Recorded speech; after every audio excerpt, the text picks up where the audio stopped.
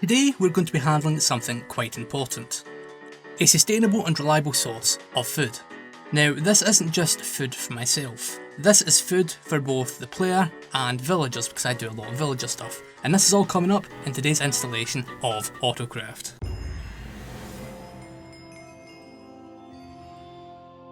So first off, I think we should tackle the villager food stuff because this project is going to be a lot more involved than handling food for the player.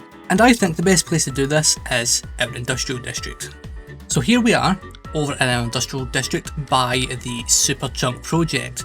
I think the farms we're going to be doing, the crop farms for our villager stuff, should be located in this chunk here. However, we need to excavate some more space before we can start this project. So as you can see, this is looking a little bit different. We've now cleared enough space so that we can start working on this thing. So with that being said, why don't we jump into hyperspeed build mode and officially start the Super Chunk.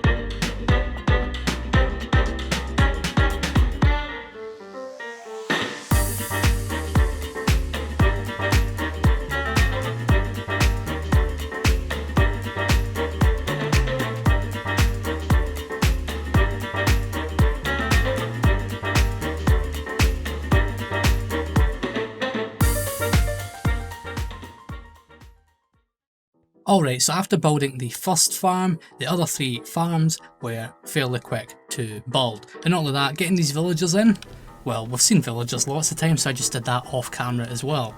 Now, I've let this thing run.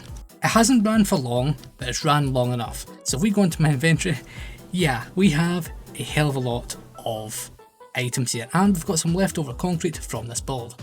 Now, I didn't show this on camera, but you may be wondering, how are we handling our item distribution? Let's take a closer look. So, the villagers come to the centre here and throw their items towards the central villager. These items are then caught by the hopper minecarts and sent down below into this item distribution system. It's using flash redstone, so it can be a bit laggy. We'll have to replace this system with something else in the future, but this works for what we need. So the items are put into this water stream and sent towards the middle, because we don't know where we're going to send these items just yet. Basically, we've got a big problem with this entire setup. We don't have the main storage system for this thing built. We've got a tiny one up top, but that's nowhere near good enough for this system. So until we have that built, we're just going to have to let these items despawn until we can handle them. But until we get the main storage system for this industrial area in place, I'll be storing the crops manually.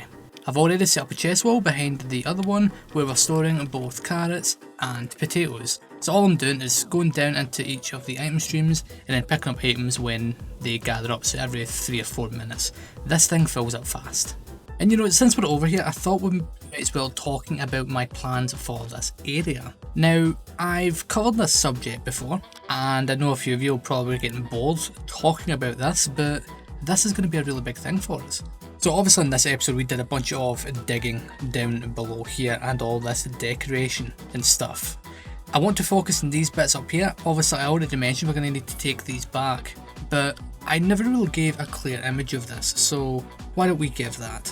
Obviously we're going to bring the walls of this area back to this boundary, so we need to widen this hole, and then on the 4 walls on either side we need to dig out a massive space which is equal to the size of the area that these crop farms take up. Well, they're going to be square, these ones aren't, but you get the general idea. Ooh, I need to do some mob proofing. Now, fortunately I've already designed all this stuff ahead of time, so I can do a little bit of preparations in between episodes and stuff. So we don't really need to worry about this project all that much. Let's just say I've scheduled this for next time, so if you want to see a big mega time-lapse thingy, make sure you stay tuned for that. Now, while we've been working over here, something has happened in the shopping district to one of our shops. let's go and see what's going on. Alright, so we've arrived here in the shopping district, and I don't know what shop has been touched. The Alf shop looks fine, the Mango Block shop looks fine, which can only leave one thing. Hold up. Wait, why is there fire there? That build doesn't look right. Oh no. This isn't good. Oh, what? Okay, so it would appear that a new pathway has been built right through our shop. I wonder who could have done such a thing. Looks at the Dragon King. Oh well, you know what? As long as our stock is still accessible, I don't really care. In fact, since we were over here last, we've made a few diamonds, which is super nice. So, Rustic Dragon King, I am watching you. Proceed carefully. So, speaking of the Dragon King, something just happened. The Dragon King skull's gone, the entire thing is gone. Wow, perfect timing. I know how this looks, it wasn't me. Okay, I didn't do this. However, someone did. I take a few days away from the server in between clips, where I just happened to mention something the Dragon King's done, you know, bulldozing his way through our shop, and then someone comes along and does this. Ah, that's great. Well, I guess it's fair to say that the war with the Dragon King is now fully on. Alright, so next up, I think we should now work on getting a better food source for our player. So up until now, I've been surviving off of some golden carrots I bought from Boss's golden carrot shop over there. And I mean, yeah, golden carrots are a fantastic food source, but I go through them quite a lot. I take a lot of damage and I need to eat constantly. Now, there are lots of other foods in the game, obviously, but only a few of them are similar to golden carrots in terms of performance. In fact, a few of them are arguably better. Hold on, why is there a hole here? Strange. Also, yeah, this shop popped up. Yeah, it's opening soon. I think it's a wool shop of some sort. So yeah, as I was saying, the foods we could end up going with, well, let's just see. So we have the likes of mushroom stew, which is very annoying, and then the likes of cooked steak and cooked pork chops. Out of all of those things, cooked pork chops will be the way to go. And you know, this whole situation has got me wondering, maybe we should open up a food shop to compete with Boss. But we'll leave that for another time. So, how do we get a massive supply of cooked pork chops? Well, you know, this is actually going to be a fairly simple thing. So the one option we have is, oh damn, I thought Mechanic had pigs over here. We could farm pigs, but I don't like that. That's kind of boring, isn't it? Or we can go into the Nether and set up a hoglin farm. That sounds a lot better. Let's go and do that. Okay, so we've just come over to our farming area in the Nether, and I don't know if it's just me, but the background seems to be really dark, darker than normal. I think that's an odd thing. I'll probably need to update that. But yeah, over here we have our mango cube farm, and I think Mechanic has a gold farm over here somewhere. Yeah, there we go. There's the gold farm. Okay, so that limits our space a little bit. So basically, around here, we need to find the perfect spot to build a hoglin farm. So hoglins require a few things to spawn. One, a crimson forest, which we just so happen to be standing in the middle of one. They need a fairly decent amount of space, so we can't make the spawning platform too small. And, well, yeah, that's kind of it. So I guess what we can do is we can jump into hyperspeed build mode, build a quick, simple and dirty little efficient hoglin farm, and then we can get a new source of food. Let's hit it.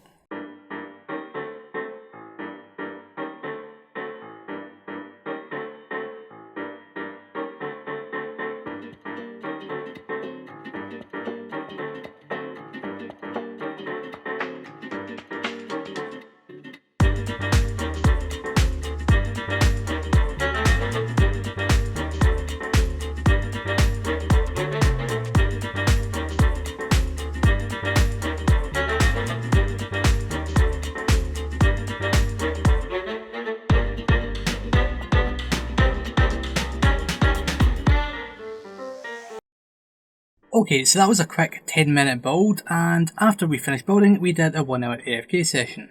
In this hour, we got quite a bit of cooked pork chops. We got some leather here and there as well. The leather is quite a lot lower, but you know what, I'm quite happy with this.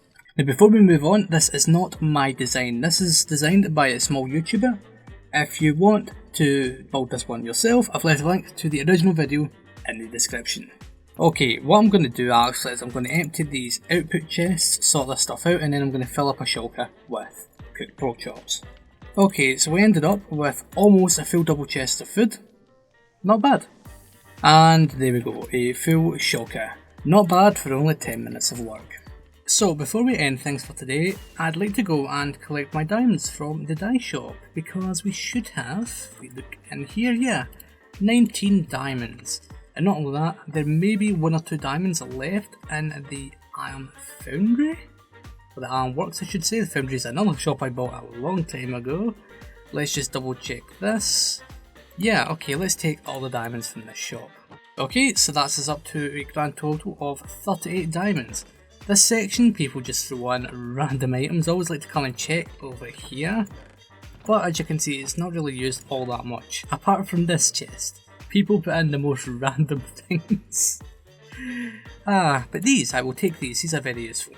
Okay, so there's one final thing I'd like to check, is how many diamonds do we actually have? Okay, that's how much, so let's craft these into diamond blocks.